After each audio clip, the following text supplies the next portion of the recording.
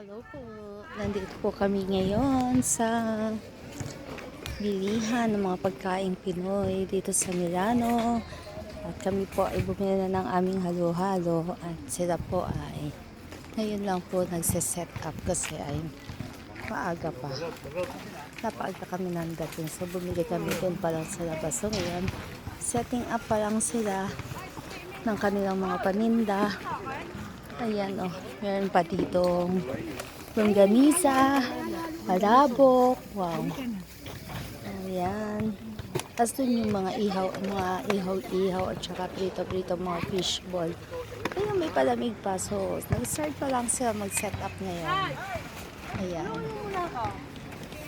Ano pala? Oh, ang dami pa kanina. Siomay. Siomay. Turon. 5 lumpia. per puto. Ay! At saka, yan, halo-halo. Yan, wala pa masyadong tao ngayon.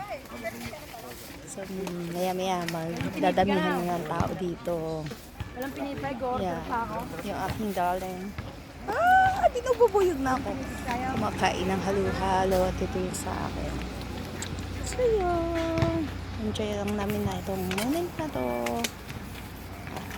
Mamaya, kagulo na dito ang mga tao.